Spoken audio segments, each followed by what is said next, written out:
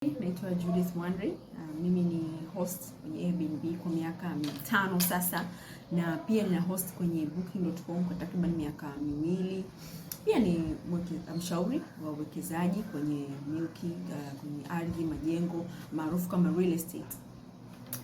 Nafundisha kuhusu Airbnb tangu mwaka 2022 mwezi wa 6 kwenye vikundi, mataasisi, watu binafsi, ana kwa ana au mitandaoni, na nakutana na watu wengi sana, watu ambao wanaifahamu Airbnb lakini wako busy sana, hawezi kufanya Airbnb kwa sababu ya ratiba zao ni ngumu.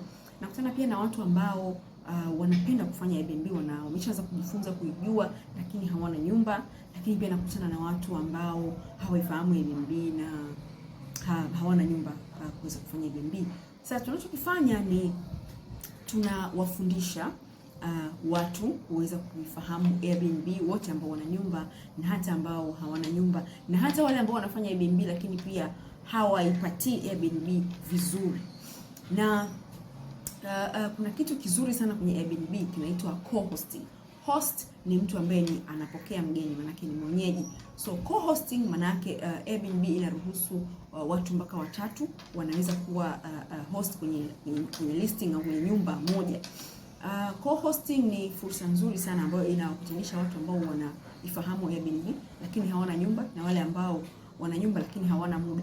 Kwa hiyo hao watu wawili wanaweza wakaungana, wakapeana majukumu. Huyu ambaye ana nyumba pamoja na huyu ambaye hana nyumba, wote wanakuwa na account kwenye platform ya Airbnb, lakini pia wote wanaweka taarifa zao za kibenki au za namna ya kuweza kufanya malipo. Kwa hiyo huyu primary host au yule ambaye ndo anamiliki la nyumba akishafungua account anamuinvite huyu co-host kuweza kuwa co-host mwenzie kwenye platform. Kwa hiyo anapeana majukumu.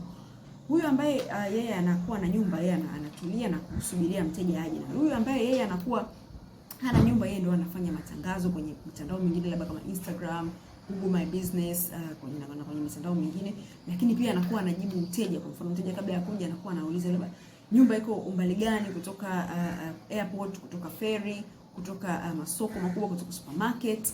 Lakini pia mgeni anapofika inabidi apokelewe, unamuonyesha nyumba ikoje, namna ya kufungua shower, namna ya kutumia jiko, namna ya kutumia vitu mbalimbali ambavyo viko tofauti. Kama mnavyofahamu, hata wewe ukitokea ukaenda nchi zingine kuna utaratibu tofauti wa kufanya vitu tofauti. Kwa lazima muelekeze mteja wako ni namna gani ya kufanya hivyo vitu.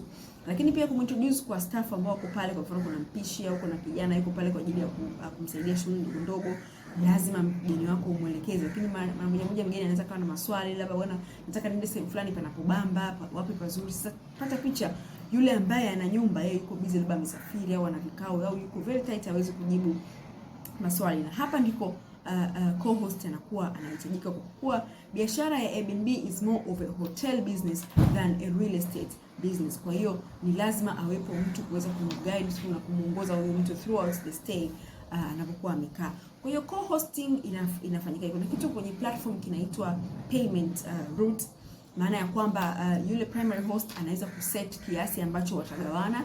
Kama ni kiasi cha 85% kwa 15, basi hela inapoingia kwenye Airbnb inaenda straight kwenye account ya kila mmoja wapo. Kama host ni 3 na mmekubaliana kama 70% itaenda kwa host wa kwanza, 15% kwa host wa pili na 15% nyingine kwa host wa 3, basi itakuwa hivyo. So nawakaribisha sana kwenye event Jumamosi hii tarehe 4 March. Fill in form kwa ajili ya kuweza kuhudhuria event yetu. Lakini pia kama Jiunge Airbnb kuna link hapa chini, naomba ubonyeze kwa ajili ya kuweza kujiunga. Ila pia kuna kitabu, ni bure kabisa, utatoa link hapo chini, unaweza kukidownload na ukaweza kufahamu zaidi, kupata idea kuhusu Airbnb. Na course hii inafaa kwa ajili ya wale ambao ni wageni kabisa kwa Airbnb na wanapenda kujifunza the basics za Airbnb. Karibuni sana na asante.